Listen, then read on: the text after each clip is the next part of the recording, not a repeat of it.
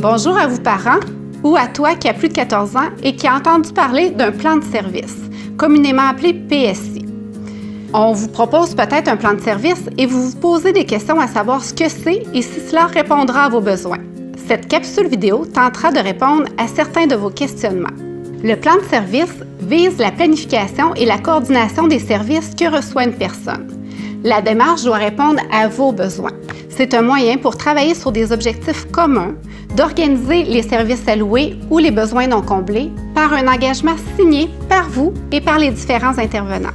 Un plan de service peut être requis si vous vivez une situation complexe, incluant plusieurs services actifs, lors d'une période de transition préoccupante, par exemple une entrée à l'école, une transition secondaire ou une fin de parcours scolaire, si vous souhaitez une meilleure concertation entre les services ou une continuité de service, ou pour clarifier les nombreux services et savoir à qui vous référer. Le plan de service permet, avec votre participation active, d'avoir une vision commune de votre situation, de vos besoins et de vos aspirations. Il vous permet de bien nommer vos attentes et de participer aux décisions qui seront prises avec les différents services. La démarche vous permettra d'avoir une connaissance claire des mandats de chaque partenaire et ainsi prioriser les services. Chaque année, une formation pour bien connaître les étapes d'une démarche PSI est accessible aux intervenants du milieu afin qu'ils soient en mesure de s'impliquer activement dans la démarche et de coordonner un plan de service. Pour conclure, retenez surtout qu'une démarche de plan de service place le jeune au cœur des préoccupations, des décisions et des actions qui seront prises pour vous aider à atteindre vos objectifs, vos désirs de changement. Je m'appelle Jeffrey Léveillé. Je viens de la polyvalente La Samar. Je viens vous expliquer comment j'ai vécu mon PSI. Au début, je me suis sentie comme intimidée quand j'ai rentré parce qu'il y avait comme vraiment beaucoup de monde. Mais après, quand la réunion a commencé, je me suis mis à bien filer parce que les gens qui étaient là, ils étaient juste là pour m'aider. Ça s'est bien déroulé, puis je me suis sentie à l'aise par après.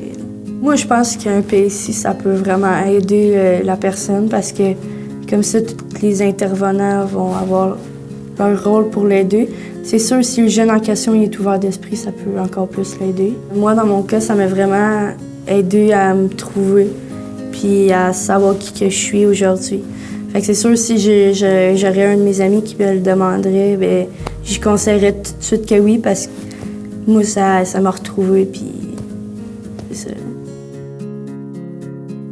Voici maintenant quelques éléments utiles lors d'une démarche PSI. Que se passe-t-il avant, pendant et après la rencontre PSI? Si cela vous intéresse, la suite de cette capsule est pour vous. La démarche PSI peut vous être proposée, mais sachez que vous pouvez également en faire la demande. Et, point important, une démarche PSI doit toujours être autorisée par la personne qui en bénéficie ou par le parent dans le cas d'un enfant âgé de moins de 14 ans. Avant la rencontre, il faut bien vous y préparer.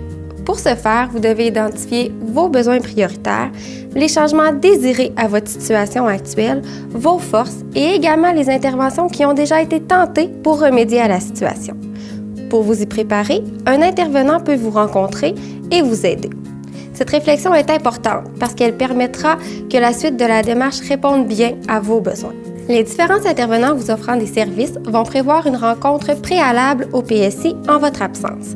Cette rencontre sert notamment à partager leurs expertises, à s'assurer d'avoir une vision commune de vos besoins et parfois à régler certains enjeux administratifs.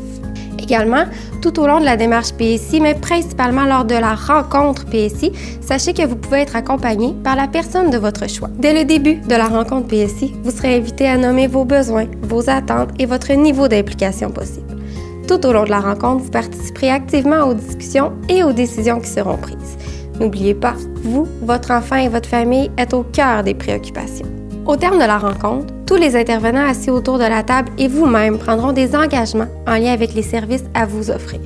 Il est donc important que vous soyez en accord avec les orientations qui sont prises et les mécanismes de communication qui seront décidés. À la fin de cette rencontre, un intervenant sera identifié comme coordonnateur de la démarche PSI et c'est cet intervenant qui s'assurera de la mise en application des interventions convenues. Cette rencontre dure généralement entre 1h et 1h30.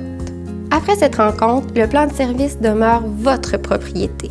Rappelez-vous, à tout moment, vous pouvez vous référer à l'intervenant qui coordonne la démarche PSI. Vous pouvez demander à ce que le PSI soit révisé parce que votre situation a changé ou parce que les services convenus ne sont pas reçus ou pour mettre fin au PSI. Voilà, bonne démarche PSI!